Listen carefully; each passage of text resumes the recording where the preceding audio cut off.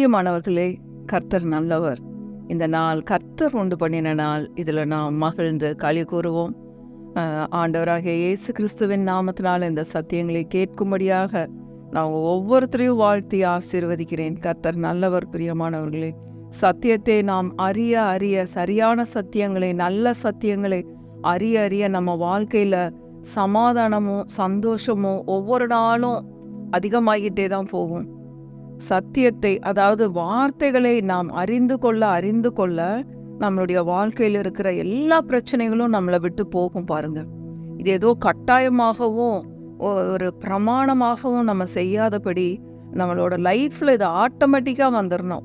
இயேசுவை குறித்து நம்ம அறியும் பொழுது இயேசு வாழ்ந்தது போல அவரை போலவே நம்ம வாழும்படியாக அழைக்கப்பட்டிருக்கோம்.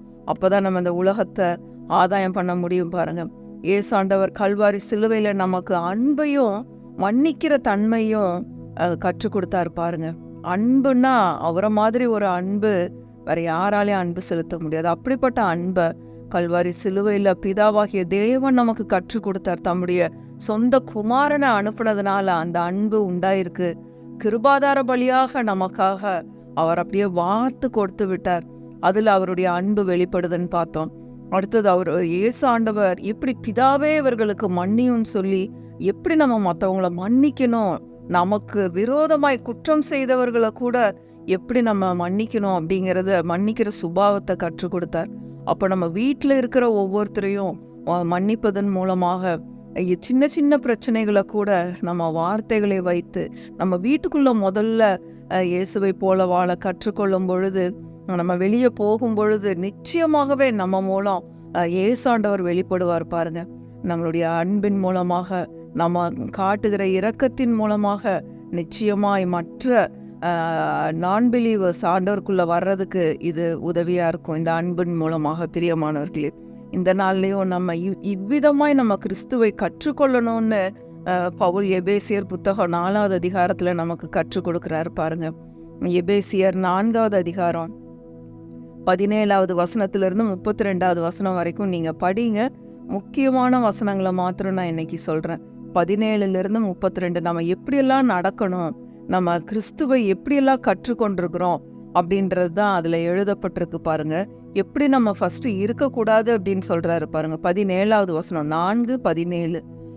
ஆதலால் கர்த்தருக்குள் நான் உங்களுக்கு சாட்சியாக சொல்லி எச்சரிக்கிறது என்னவெனில், மற்ற புறஜாதிகள் தங்கள் வீணான சிந்தையிலே நடக்கிறது போல நீங்கள் இனி நடவாமல் இருங்கள். எந்த ஒரு வீணான சிந்தையும் உங்களுக்கு இருக்கவே வேண்டாம் அப்படின்னு சொல்றாரு. ஏன் அப்படின்னா, அவங்க புத்தியில அந்தகாரப்பட்டு இருதய கடினத்தின் நிமித்தம் அவங்களுக்குள்ள இருக்கிற அறியாமையினால கிறிஸ்துவின் ஜீவனுக்கு அவங்க அந்நியரா இருக்காங்க அப்படின்னு சொல்லி, நம்ம ஒரு காலத்துல பாவ அக்கிரமம் செய்து கொண்டிருக்கும் போது கிறிஸ்துவின் சிலுவைக்கு நாம் அந்நியர்களா இருந்தோம். இஸ்ரவேலின் காணியாட்சிக்கு நாம் புறம்பானவர்களா இருந்தோம் அப்படின்னு சொல்லி எபேசியர் 2வது அதிகாரத்துல படிச்சோம். ஆனா இப்பொழுதும் நாம் இயேசு கிறிஸ்துவின் மூலமாக பிதாவினிடத்தில் சேருகிற ஸ்லாக்கியத்தை பெற்றிருக்கிறோம். அப்ப நம்ம இயேசுவை இவ்விதமாக கற்றுக்கொண்டிருக்கிறோம். பாருங்க, 20வது வசனம், நீங்களோ இவ்விதமாய் கிறிஸ்துவை கற்றுக்கொள்ளவில்லை. அதாவது மேல 2-3 வசனங்கள்ல சொல்லப்பட்டபடி உணர்வில்லாதவர்களாய், அன்பில்லாதவர்களா, அந்த மாதிரி எல்லாம் நம்ம இருக்கக்கூடாது. அந்த மாதிரி நம்ம நடக்கவே கூடாது. நீங்கள் இவ்விதமாய் கிறிஸ்துவை கற்றுக்கொள்ளவில்லை அப்படின்னு சொல்லி அங்க போடப்பட்டிருக்கு. அப்ப எப்படி நம்ம நடந்துக்கணும், இந்த நாட்கள்ல நம்ம வார்த்தைகள்ல அதிகமாய் வளர வளர வார்த்தை நம்மளை எப்படி மாத்திக்கிட்டே போகுது அப்படின்னா, அவரை போல இன்னும் நான் அவரை போல ஆகணும், இன்னும் அவரை போல ஆகணும். இது ஏதோ ஒரு அப்படியே டைட்டா நம்ம பிடிச்சுக்கிறது இல்ல. வார்த்தையை நம்ம இருதயத்துல ஏற்றுக்கொள்ளும் போதே, இது வசனங்களுக்கு நாம் இருதயத்தை திறந்து கொடுக்கும் பொழுது நம்மளுடைய வாழ்க்கை வசனத்தின் விதமாகவே மாறிவிடும். பாருங்க, 22வது வசனம், அந்தப்படி முந்தின நடக்கைக்குரிய மோசம் போக்கும் இச்சைகளாலே கெட்டு போகிற பழைய மனுஷனை நீங்கள் களைந்து போட்டு, இந்த நாள்ல உங்களுக்குள்ள எந்த ஒரு கெட்ட சுபாவங்கள் காணப்பட்ட அந்த கெட்டு போகிற பழைய மனுஷனை நாம் களைந்து போடுவோம். உங்க 23வது வசனம், உங்கள் உள்ளத்திலே புதிதான ஆவி உள்ளவர்களாகிய இயேசு கிறிஸ்து நம்மளுக்குள்ள வாழ்ந்து கொண்டிருக்கிறார். பரிசுத்த ஆவியை துக்கப்படுத்தாதிருங்கள்னு பின்னாடி வசனம் சொல்லியிருக்கு. அதனால நம்ம இயேசு கிறிஸ்து உள்ளுக்குள்ள இருக்கும்போது நம்ம அன்புள்ளவர்களாகவும் சாந்த குணம் உள்ளவர்களாகவும் பொறுமை உள்ளவர்களாயும் இருக்கணும்ன்றது தான் பின்னாடி ஒவ்வொரு வசனங்கள்லயும் எழுதப்பட்டிருக்கு. பாருங்க, எப்படி நம்ம வளரணுமா? உள்ளத்தில் புதிதான ஆவி உள்ளவர்களாகி இயேசு இருக்கும்போது நம்ம எப்படி நடந்துக்கணுமோ அவ்விதமாய் நம்ம நடக்க இந்த நாட்கள்ல அழைக்கப்பட்டிருக்கிறோம். பாருங்க 24வது வசனம், மெய்யான நீதியிலும் பரிசுத்தத்திலும் தேவனுடைய சாயலாக சிருஷ்டிக்கப்பட்ட புதிய மனுஷனை தரித்து கொள்ளுங்கள். இந்த நாள்ல பாருங்க, நம்ம அந்த புதிய மனுஷனை இயேசு கிறிஸ்து நம்மளுக்குள்ள வெளிப்படுற மாதிரி அந்த மாதிரி புதிய மனுஷனை நாம் தரித்து கொள்வோம். பிரியமானவர்களே, மெய்யான நீதியிலும் பரிசுத்தத்திலும் தேவனுடைய சாயலாக சிருஷ்டிக்கப்பட்ட புதிய மனுஷனை தரித்து கொள்ளுங்கள். புதிய மனுஷனை நம்ம தரித்து கொள்ளணும். எப்படி அப்படியெல்லாம் நம்ம தரித்து கொள்ள முடியும்னு பாருங்க 25வது வசனம், அன்றியும் நாம் ஒருவருக்கொருவர் அவயவங்களாய் இருக்கிறபடியால் நாம் கிறிஸ்துவின் அவயவங்களாய் இருக்கிறோம். அவருடைய சாயலாக நம்ம சிருஷ்டிக்கப்பட்டிருக்கோம். அவருடைய சாயல்ல இருக்கிற நம்ம எப்படி கோவப்பட முடியும்? எப்படி அன்பில்லாம நடக்க முடியும்? எப்படி எரிச்சல் பட முடியும்?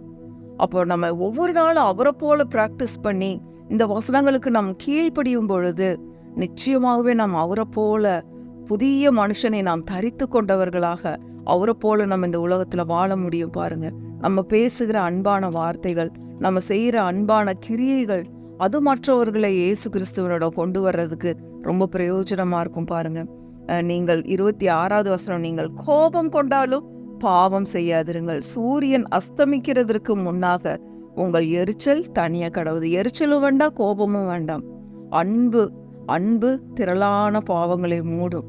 அன்பு நம்மளுக்குள்ள வரும்பொழுது, இயேசு நம்மளுக்குள்ள இருக்கும் பொழுது நிச்சயமாகவே நம்ம இப்படிப்பட்ட நற்காரியங்களை நம்மளால ஈஸியா செய்ய முடியும். பாருங்க, ஈஸியா மற்றவங்க மன்னிக்க முடியும், ஈஸியா மற்றவர்கள் மேல அன்பு செலுத்த முடியும். பாருங்க, இந்த நாட்கள் இதை தான் பிரியமானவர்களே கற்றுக்கொள்றோம். என்ன கல்வாரி சிலுவை நாங்கள் ஏசாண்டவர் பேசின 7 வார்த்தைகள், என்னென்ன வார்த்தைகள், இதை மட்டும் நம்ம தியானிச்சுட்டு ஒரு நாள் குட் ஃப்ரைடே அன்னைக்கு அந்த 7 வார்த்தைகளை தியானிச்சுட்டு நம்ம அப்படியே விட்டுட்டு போறதில்ல.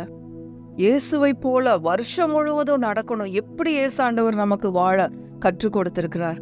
கெட்டு போகிற பழைய மனுஷனை நாம் ஒவ்வொரு நாளும் களைந்து போட வேண்டும். புதிய மனுஷனை நாம் தரித்து கொள்ளணும். இதுக்கு நம்ம செய்ய வேண்டியது ரொம்ப சுலபமான காரியம்தான். அவரை விசுவாசித்து அவருடைய வார்த்தைகளை ஏற்றுக்கொண்டு அவர் நடந்தது போல நாம் நடக்க வேண்டும். அன்புலையும் பொறுமையிலையும் கீழ்ப்படிதல்லையும் பிரியமானவர்களை நாம் அவ்விதமாக வார்த்தைகள்ல உறுதியாயிருக்கும் பொழுது நிச்சயமாகவே நம்ம வாழ்க்கையில ஆசீர்வாதத்தை பார்ப்போம். நல்ல சந்தோஷம் சமாதானத்தை பெற்றுக்கொள்ளுவோம். எல்லா ஆசீர்வாதங்களையும் நாம் பெற்றுக்கொள்ள இந்த குட் கேரக்டர்ஸ் ரொம்ப உதவியா இருக்கும். பாருங்க, அதனால இந்த நாட்கள்ல நம்மளையே நாம் சோதித்து அறிந்து அவரை பிரியப்படுத்துகிறவர்களாக புதிய மனுஷனாகிய இயேசு கிறிஸ்துவை தரித்து கொண்டவர்களாக இந்த உலகத்துல பிரகாசிக்க கர்த்தர் தாமே நம்ம ஒவ்வொருத்தருக்கும் கிருபை செய்வாராக. கர்த்தர் நல்லவர், அவரை துதியுங்கள், அவர் கிருபை என்றும் உள்ளது. ஆமென், ஆமென், ஆமென்.